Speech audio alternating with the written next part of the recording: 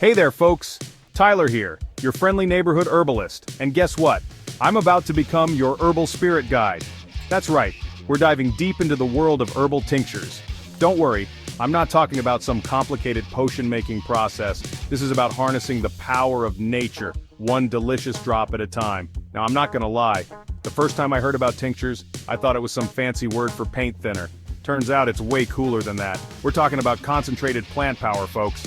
It's like Mother Nature bottled up her best stuff and slapped a label on it that says, "Drink this, you'll feel amazing." And the best part? Making tinctures is easier than making instant ramen.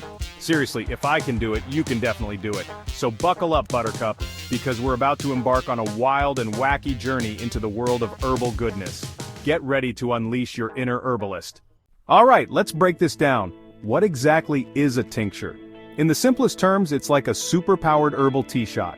You take your favorite herbs, give them a nice long bath in alcohol, or vinegar if you're feeling wild, and boom, you've got yourself a tincture. The alcohol or vinegar acts like a solvent, pulling out all the good stuff from the herbs, the vitamins, minerals, and magical plant compounds.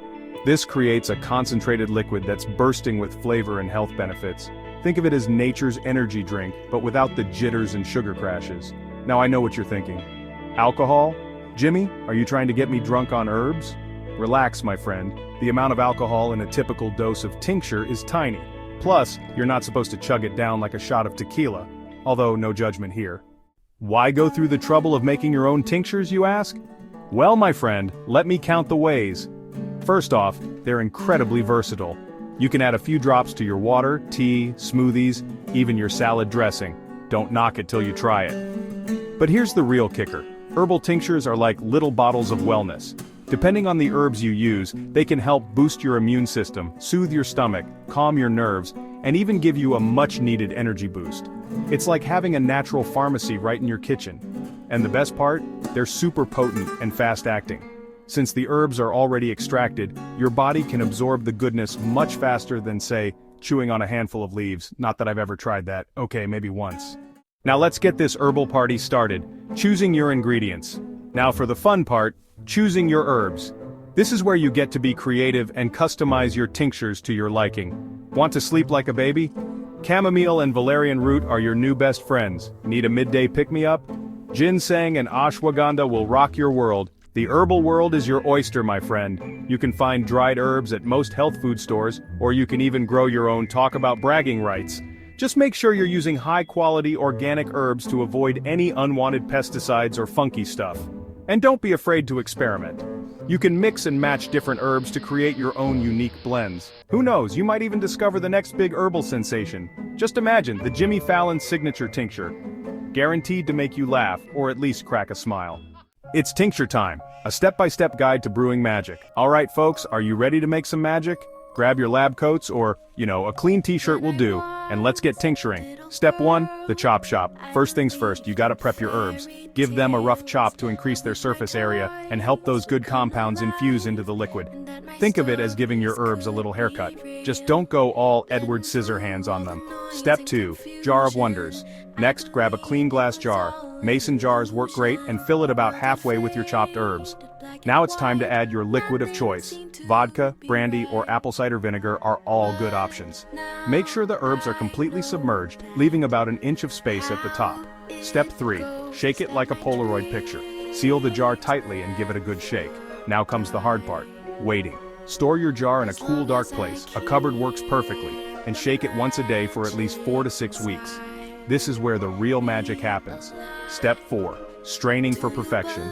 After 4 to 6 weeks, your tincture is ready to be strained. Line a fine mesh strainer with cheesecloth and place it over a bowl. Pour your tincture through the strainer, pressing on the herbs to extract every last drop of goodness. Step 5, bottled up and ready to roll. Transfer your strained tincture into amber glass dropper bottles. These babies protect your precious potion from light and keep it fresh for longer.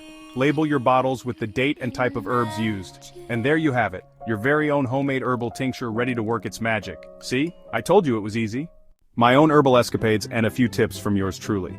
Now I'd be lying if I said my tincture making journey has been all sunshine and rainbows. There have been a few mishaps along the way. Like that one time I accidentally used chili peppers instead of chamomile. Let's just say my taste buds and my stomach never quite forgave me. But hey, that's all part of the fun, right? The important thing is to learn from your mistakes and never give up on your herbal dreams. And trust me, the rewards are well worth the effort. I've found that making my own tinctures has not only been a fun and rewarding hobby, but it's also helped me feel more connected to my body and the natural world. Here are a few extra tips from yours truly. Start small. Don't feel like you have to make a gallon of tincture right off the bat. Start with a small batch and see how you like it. Label, label, label. Trust me, you don't want to mix up your sleep tincture with your energy booster. Label your bottles clearly. Listen to your body.